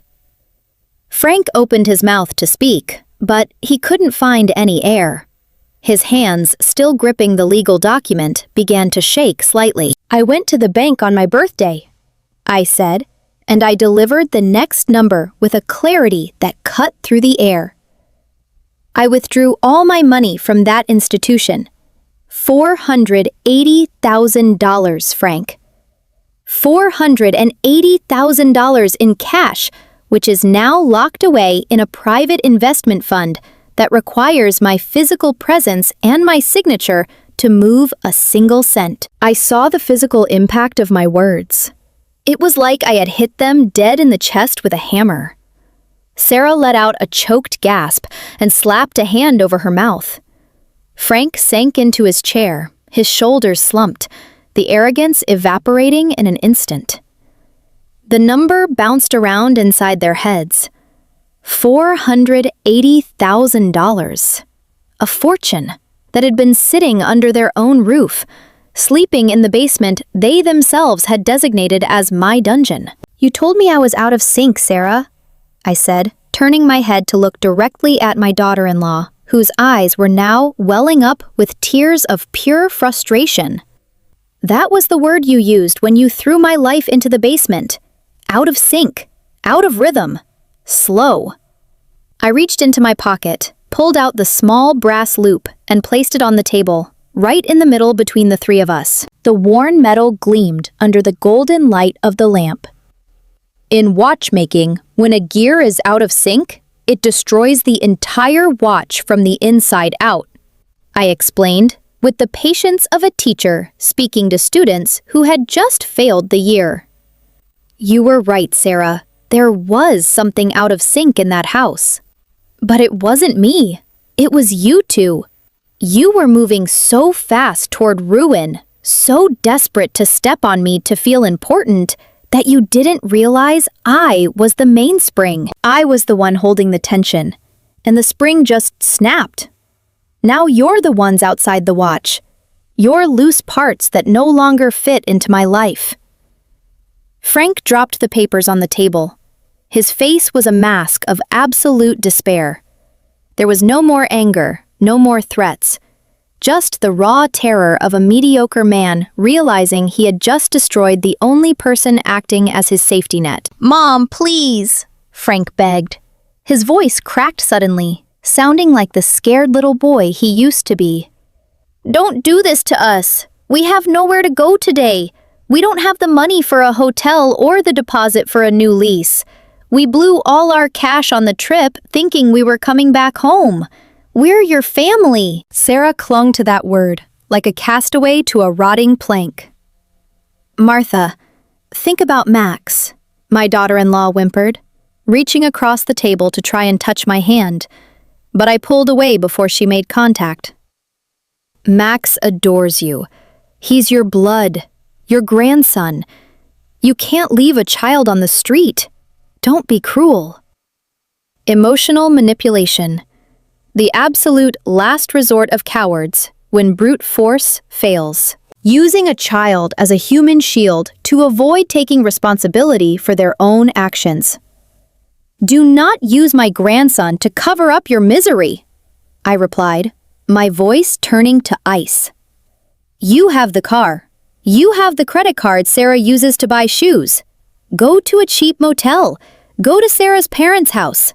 Figure out your lives like the independent adults you loved to brag about being while you stole my oxygen. I reached into my purse one last time. I pulled out a small, rough metal key attached to an orange plastic tag with the number 405 written in black marker. I dropped it onto the copy of the legal document. That is the key to the storage unit where your life is, I said, standing up. Smoothing out my linen blouse, I felt a lightness in my chest I hadn't felt since Arthur died. You have 29 days starting today to get your things out before they auction them off. Frank looked up at me, defeated, small, insignificant. And what are you going to do? He mumbled, his voice barely there. Are you just going to stay in that massive house, all alone and bitter until you die? I looked down at him from my new height. Pity finally showed up, but it was brief and sterile. What I do with my property and my time, Frank, is no longer your business. But I promise you one thing. I will never be alone again. Because the worst loneliness is the kind you feel when you're surrounded by people just waiting for you to stop breathing so they can take your shoes.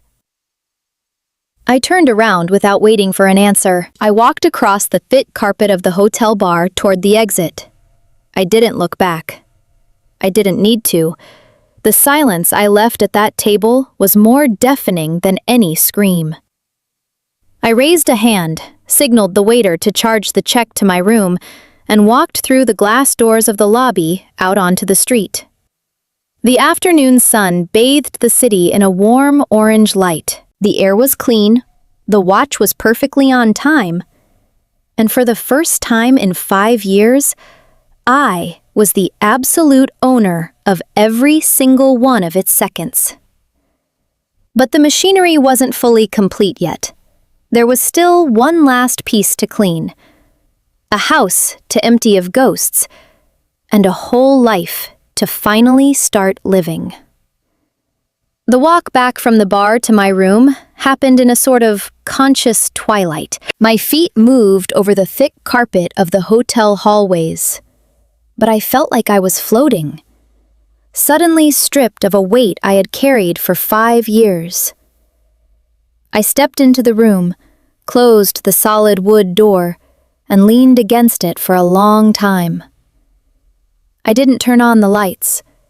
The only glow came from the massive window, filtering the orange glare of the sunset falling over the glass buildings of the city. I kicked off my new leather shoes, walked barefoot to the center of the room, and just stood there, breathing. The air conditioning hummed with that soothing monotony you only find in places where nobody demands anything from you. I had expected guilt to ambush me. Society trains us for that. They teach us from the time we're little girls that a mother's love is a bottomless pit of sacrifice, that a good woman must always turn the other cheek, swallow sand, and smile to keep the family together, even when that family is eating her alive from the inside. Guilt is a debt society invents for mothers, so they pay for the vile things their children decide to do. But right there, standing in the shadows, I searched my chest for guilt and didn't find any. Instead, I found a massive, clean, and silent space. It was the exact same perfect silence that happens when you manage to fit the final gear into a Swiss watch, and before you wind it, you stop to admire the mechanical harmony of the pieces. Everything was in its place. Frank and Sarah had finally crashed into the stone wall of reality, a wall they had built brick by brick with their own arrogance. I had simply stepped out of the way, just in time, so I wouldn't be crushed in the collapse. I slept straight through that night. 10 uninterrupted hours of deep sleep. No dreams, no jolts of panic. There were no footsteps on the floor above, no doors slamming shut, no demanding cries from my grandson Max begging someone to turn on his tablet at 3 o'clock in the morning. I woke up with the sun hitting my face dead on. I stretched out in the massive bed and felt for the first time in half a decade that my joints weren't creaking with the lingering resentment of a cold basement. I spent 2 full weeks living in the hotel. I needed that transition time, that decompression chamber between the war I had waged and the peace I was about to build. During those 14 days, Isaac Montgomery handled the residual red tape. He called me on a Tuesday morning to tell me that Frank, in an act of pure desperation, had tried to show up at the bank with his old power of attorney to demand my funds be frozen. Robert Castle, the manager, had welcomed him into his office, poured him a glass of water, and showed him the notarized copy of the revocation, accompanied by a very polite warning about the legal consequences of trying to defraud a financial institution with a voided document. Frank had walked out of the branch screaming obscenities into the air, escorted by 2 security guards. It was my son's final attempt to cling to a ghost. From that day on, the silence from his end was absolute.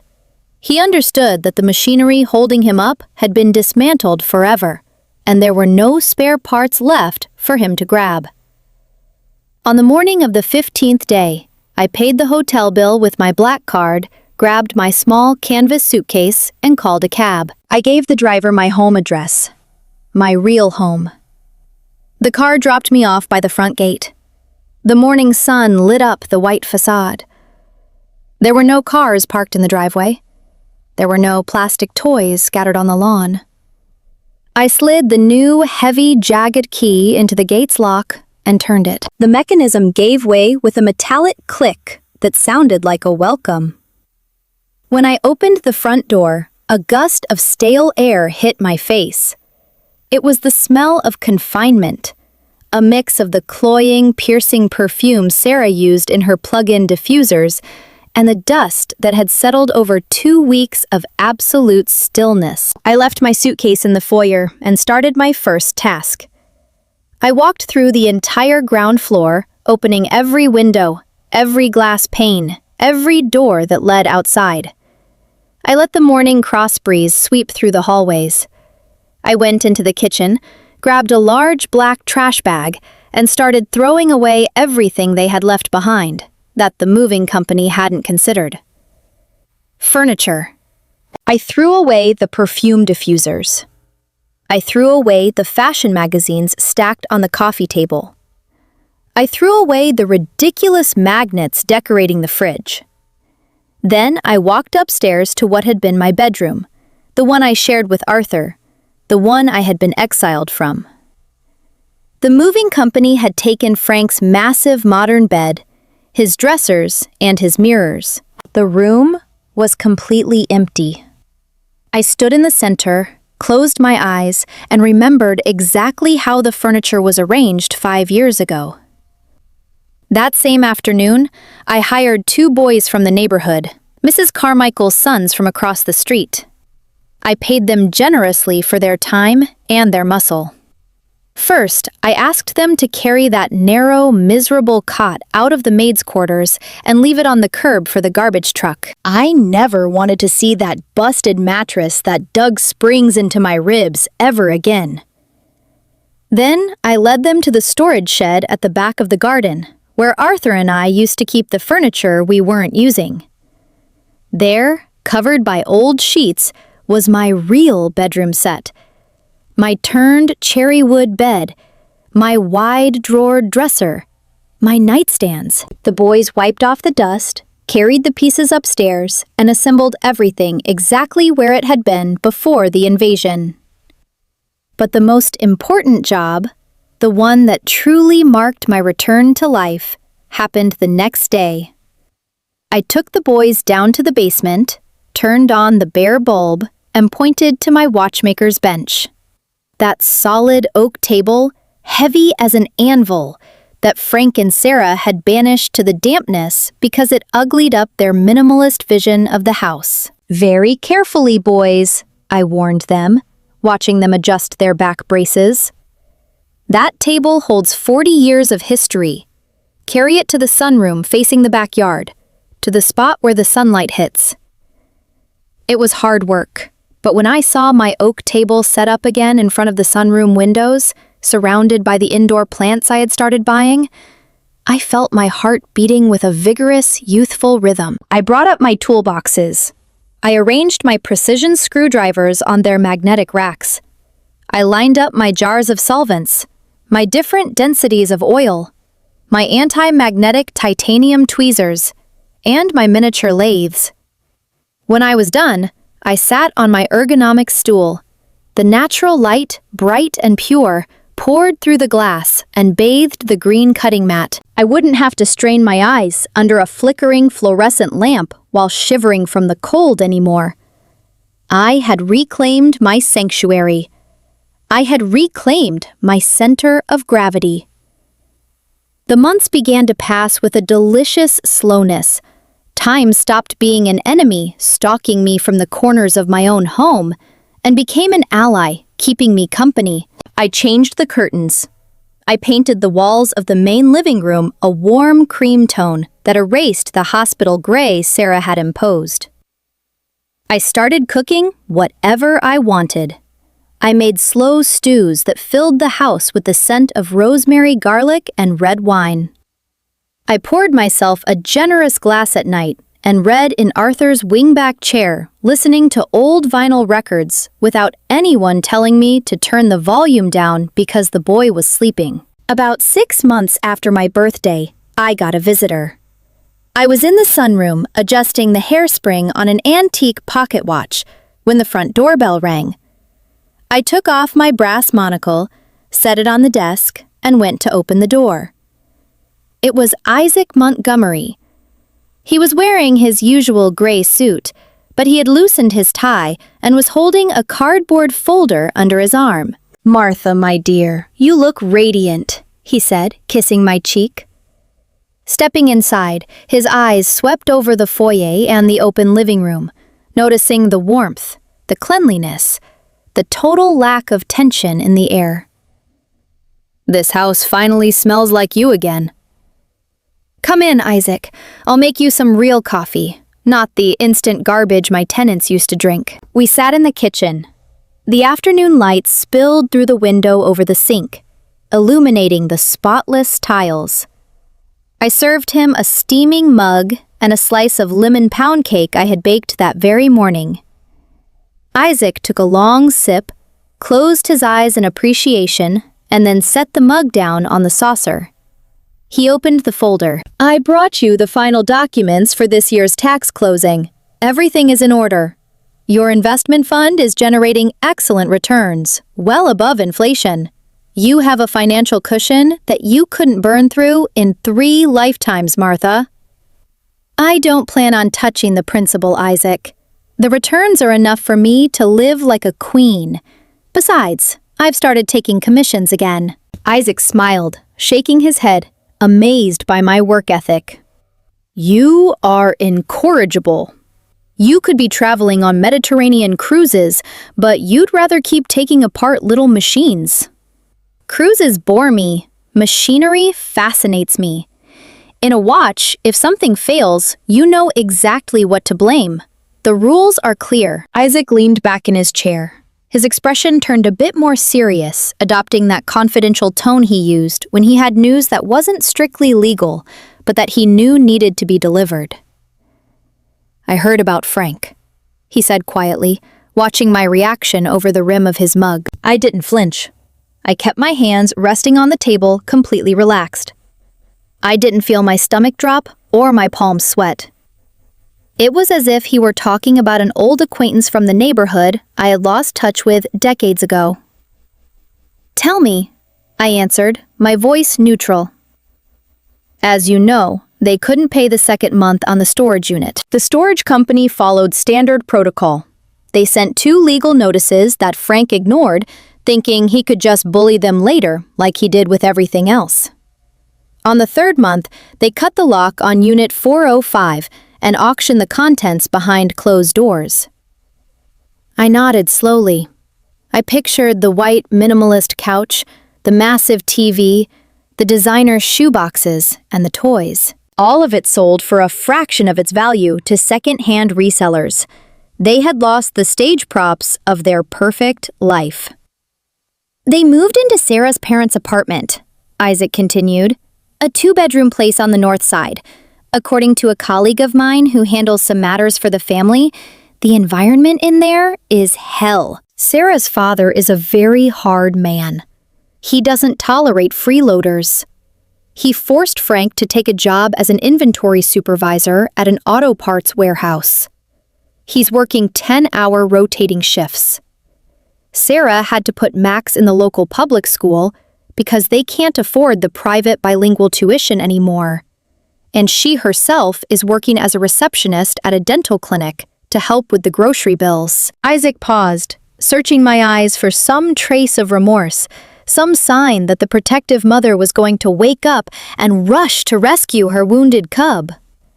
But the woman sitting across from him wasn't the protective mother of a parasite anymore. She was a watchmaker who had cleaned her mechanism. "Time doesn't heal everything, Isaac," I told him, breaking off a piece of my pound cake. "Time only exposes what you let rot, and makes bloom what you had the courage to clean." Frank lived 40 years believing the world owed him comfort simply for breathing. His father patted all his falls, and I let him use my back as a welcome mat. What's happening to him now isn't a tragedy. It's real life. He's being forced to grow up at 45. It's painful, yes, but growth always hurts. "Don't you feel sorry for the boy, Max?" I looked out the window toward the garden, where a robin was hopping around looking for bugs in the grass. Max is a smart kid. If he had stayed here, growing up in the shadow of his parents' arrogance, learning to despise his elders, and believing that screaming solves everything, he would have turned into an exact clone of Frank. A burden on society, and a tormentor to his future wife. Now he's going to have to watch his father sweat to put bread on the table. He's going to have to understand the value of a pair of shoes. Maybe, just maybe, this freefall is the only thing that can save that boy from turning into a monster. And if someday, when he's a grown man, he wants to seek out his grandmother to have a cup of coffee and speak with respect, my door will be open to him. But not for his parents. Never for his parents. Isaac nodded, visibly moved by the mathematical coldness of my reasoning, which was not devoid of a deep, painful wisdom. We finished our coffee talking about trivial things, the weather, politics, Isaac's own plans for retirement. When he left, I closed the door behind him, feeling that the very last echo of the past had finally left the house. Time, once freed from its heavy anchors, has a habit of flying lightly. 2 more years passed. I turned 74. My life had become a symphony of chosen routines. I woke up early before the sun fully crested, but I no longer did it driven by the mainspring of obligation, but for the pure pleasure of watching the sunrise from my garden with a cup of tea in my hands. The house was full of quiet life. I had filled the empty corners with ferns, orchids, and monsteras that grew vigorously. On Tuesdays and Thursdays, I walked to the downtown market to buy fresh vegetables and fish. The neighbors who, for years, had seen me pass by like a gray, hunched shadow, now greeted me by name, stopped to chat and admired my straight posture and elegant coats. Professionally, my reputation had reached an almost mythical status within the small hermetic circle of high-end watch collectors in the region. Without the pressure of hiding my work or the financial need to accept just any commission, I became exquisitely selective. I only took on restoring pieces that offered me an intellectual challenge. It was a late October afternoon. Autumn had dyed the trees on my street a coppery red. I was sitting in the sunroom, working on the most complex piece that had landed in my hands in the last decade. A private collector had brought me an original Breguet pocket watch built in the mid-19th century. It was a masterpiece of human engineering, with a finely engraved solid gold case and a white enamel dial that hid a minute repeater and a perpetual calendar movement underneath. The watch had been locked in a basement safe for 50 years, and the original oil had coagulated, turning into a thick glue that had completely paralyzed the heart of the machine. The owner told me 3 young watchmakers in the capital had turned the job down, terrified of breaking irreplaceable components. I had been immersed in its repair for 3 weeks. I had disassembled the watch down to its most microscopic component, 284 pieces, laid out on my green mat in an order only my brain understood. I had submerged every gear, every blued steel screw, every brass bridge in ultrasonic baths with special solvents. I had rubbed the pivots with pegwood to restore their mirror polish. That afternoon, I was doing the final assembly. I put on my watchmaker's loop, the old, worn brass monocle that molded to my right eye socket like a second skin. I flipped on the articulated lamp, aiming the beam of white light directly onto the watch's main plate.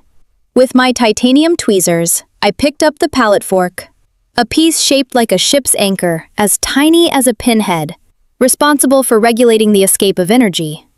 I held my breath. My pulse at 74 years old was as steady as marble. I placed the pallet fork in its exact spot, making sure the ruby pallets meshed perfectly with the teeth of the escape wheel. Then, I picked up the most critical piece, the balance wheel with its hairspring. It is the regulating organ, the one that breathes, the one that sets the rhythm of time. I lowered it slowly onto the central axis. I tightened the minuscule bridge screw to secure it. I grabbed a vial with an applicator needle and deposited a microscopic drop of synthetic oil the size of a speck of dust onto the friction rubies. With a tiny screwdriver, I gave the crown 3 turns to wind the mainspring. I stayed completely still, watching through the magnifying glass. For 1 infinite second, nothing happened. The machine was dead. And then, as if a ghost had blown over the metals, the balance wheel gave a slight shudder. Then another. And suddenly, it kicked in. It started oscillating left and right, fast, steady, frantic, and perfect. The pallet fork started biting the teeth of the escape wheel, producing that magical sound, that crystalline, rapid tick-tack that is the heartbeat of an inanimate object coming back to life. I took off the brass loop and leaned back on my stool, letting out the breath I didn't realize I was holding. A wide, deep, genuine smile spread across my face. The watch had been resurrected. I had cleaned away decades of neglect. I had removed the filth that paralyzed it, and now it ran with the exact same precision as the day its creator assembled it over a century ago. People think forgiving means forgetting, that love implies tolerating corrosion.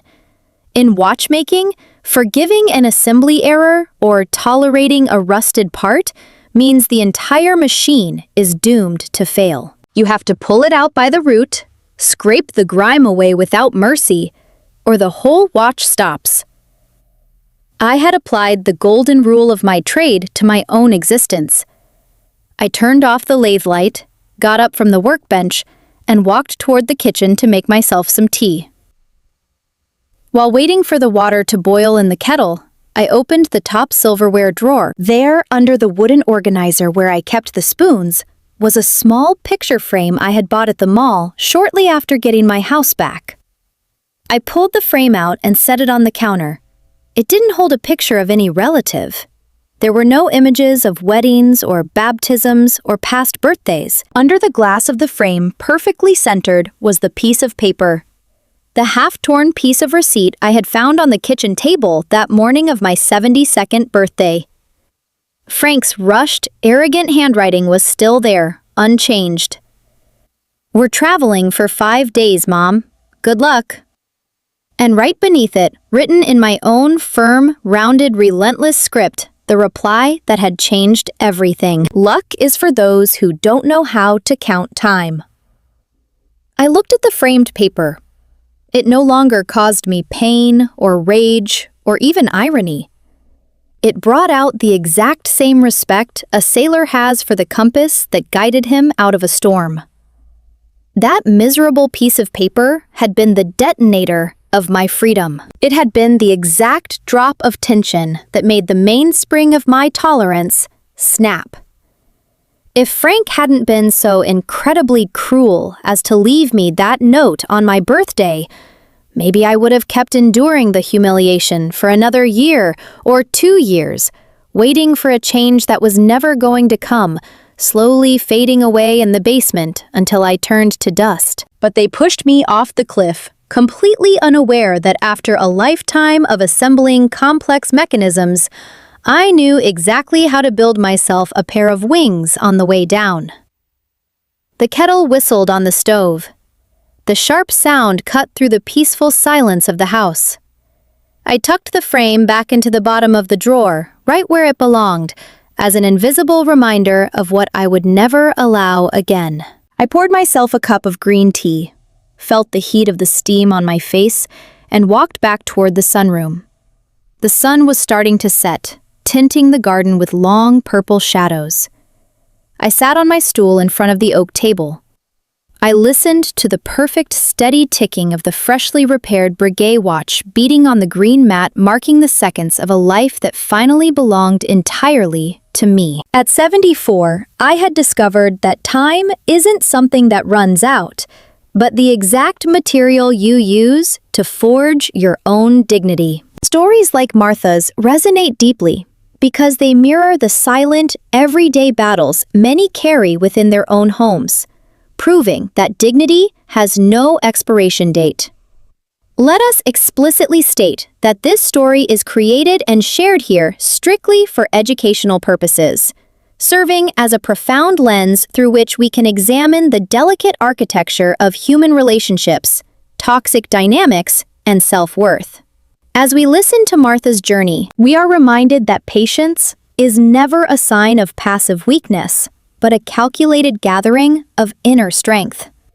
Martha, a master watchmaker, who understood the intricate value of every single passing second, spent years quietly observing the gears of her family's selfishness turn, until the mainspring of her own tolerance finally snapped. It is a striking, poetic reminder that the individuals we sacrifice everything for can sometimes become the very architects of our confinement if we allow them to mistake our loving silence for permanent submission. When we lose our sense of value to please others, we inadvertently give away the hands of our own clock. The ultimate beauty of this narrative lies in the reclamation of time and self-value, which are the cornerstones of a truly meaningful humanistic life that elevates the human spirit. When we look at Martha's bold choice to walk away, we discover a powerful lesson about setting boundaries, not out of malice, anger, or spite, but out of absolute, unshakable self-respect. A better, more fulfilling life begins the exact moment we realize that our worth is intrinsic and cannot be dictated by the convenience, greed, or toxic expectations of those around us. True humanism does not demand that we allow ourselves to be consumed by the parasitic behavior of others under the false guise of family loyalty. Just as a fine timepiece relies on every single gear functioning in perfect harmony, our lives require relationships built on mutual respect and genuine empathy. Removing destructive dynamics from our personal circle is a necessary act of restoration that allows the healthy parts of our soul to breathe, heal, and flourish once again. Reflecting deeply on Martha's choice, I see a profound universal truth about the delicate balance between unconditional love and necessary self-preservation. We often trap ourselves in toxic cycles out of a misplaced sense of obligation, forgetting that our first and most sacred duty is to honor our own existence. Family should be a sanctuary of mutual upliftment, yet it frequently becomes the very place where our boundaries are most ruthlessly eroded. In my view, true emotional maturity is reached not when we learn to endure endless disrespect, but when we choose to step out of the path of harm. Martha's cold, surgical precision wasn't driven by a desire for revenge, but by a beautiful alignment with her own long-suppressed dignity. It teaches us that walking away from people who drain our light is a vital prerequisite for living a peaceful and authentic life. We must stop treating maternal or familial patience as a bottomless well that others can exploit without consequence. A better life is forged the moment you decide that you are no longer willing to be a footnote in your own story. Every human being deserves to occupy space in the world by their own right, free from the suffocating weight of others' condescension. When we tolerate emotional parasitism, we do not help the other person grow. We merely enable their slide into deeper arrogance. By allowing her son to face the raw consequences of his actions, Martha ironically offered him the only genuine chance at self-correction he will ever get. This perspective reminds us that setting boundaries is actually a deeply compassionate act for everyone involved in the long run. Your peace of mind is a non-negotiable asset, and you have every right to protect it with absolute, uncompromising clarity. Let this be your wake-up call to audit the mechanisms of your own relationships and see which gears are truly lifting you up. Ultimately, reclaiming your time means recognizing that you are the mainspring of your own happiness, and you hold the power to wind your own clock. Disclaimer. The narrative analysis and commentary provided in this presentation are intended strictly for educational and informational purposes, offering a reflective exploration of character choices, personal ethics, and human behavior. This content does not constitute legal, financial, psychological, or professional counseling advice, and listeners are strongly encouraged to seek qualified professionals for assistance with their specific personal dilemmas.